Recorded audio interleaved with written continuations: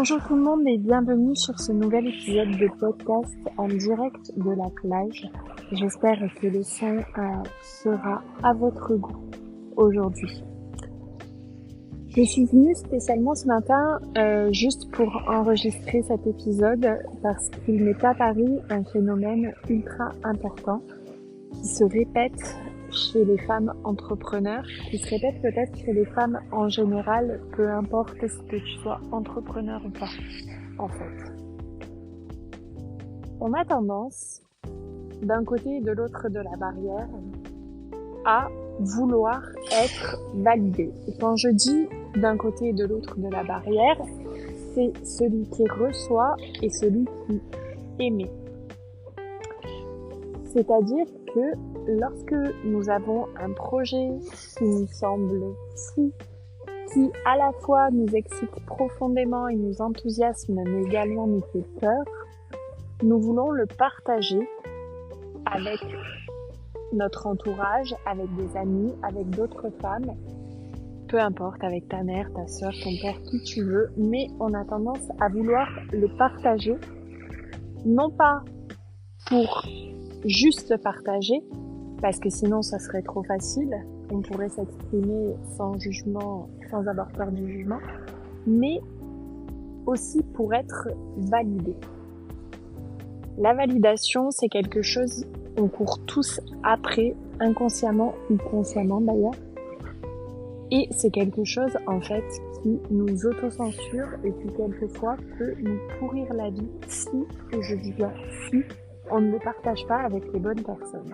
Je m'explique. Admettons que demain, je décide de monter une entreprise avec une super idée, mais que je me dis, tiens, je vais en parler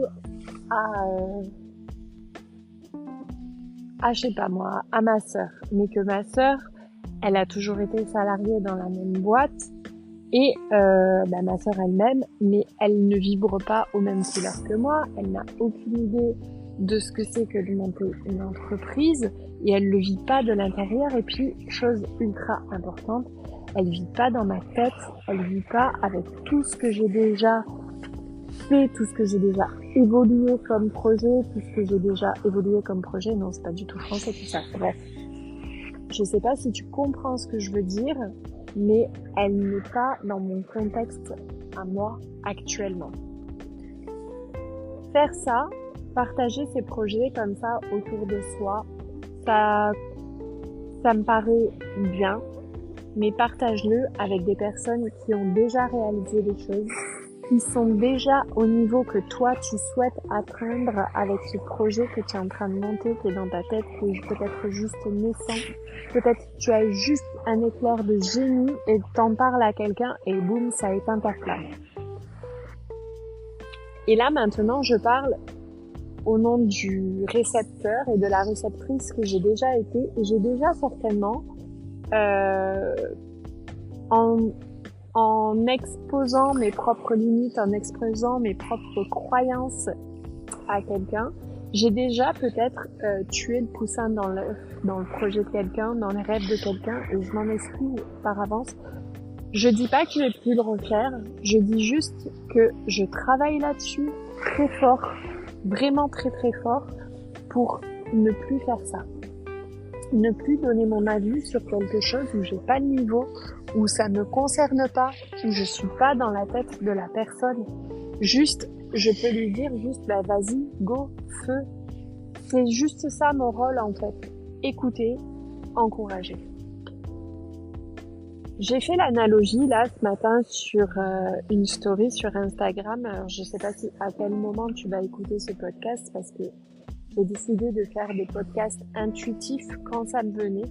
Donc ça va pas du tout être programmé, mais plutôt au gré de mes envies, j'ai envie de dire. J'ai une petite dédicace, elle se reconnaîtra. Bref. Admettons que tu laisses entrer quelqu'un chez toi,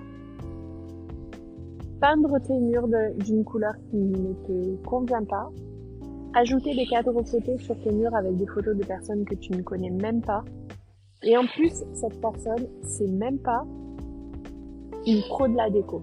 Est-ce que tu vois ce que je veux dire? Confier son projet à quelqu'un qui n'a pas le potentiel pour l'entendre, le comprendre, l'adapter et qui l'a déjà adapté, qui l'a déjà réalisé, c'est comme laisser rentrer un inconnu chez toi qui sait pas qui tu es, à qui tu as pas dit comment tu voulais décorer chez toi, qui est même pas décorateur intérieur, qui est même pas architecte d'intérieur, qui est rien. Venir mettre ses couleurs à lui dans ton environnement, dans ta maison, dans ta chambre, la couleur de tes draps, la couleur de tes murs, le parquet, le carrelage, la moquette. Est-ce que tu comprends où je veux en venir? Est-ce que tu laisserais quelqu'un qui n'a aucun potentiel venir chez toi décorer ton intérieur à ses goûts à lui? Confier son projet à quelqu'un qui n'a pas les compétences, c'est la même chose en fait. Et c'est, je le répète, un réflexe d'auto-sabotage. Donc, protège-toi. Honnêtement, la seule leçon que je voudrais en tirer, c'est juste entoure-toi avec des gens qui vibrent au même taux vibratoire que toi, je le dis, ou même au-dessus de ton taux vibratoire. Ça me paraît quelque chose de primordial. Sinon, protège-toi.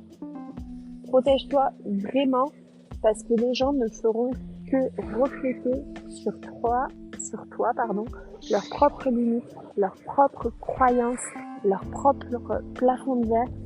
Ils t'enfermeront dans leur cage alors que toi, tout ce que tu veux, c'est réaliser ton projet. Donc arrête de te poser des questions, vas-y, fonce, tu as juste une seule vie pour te réaliser. À très bientôt.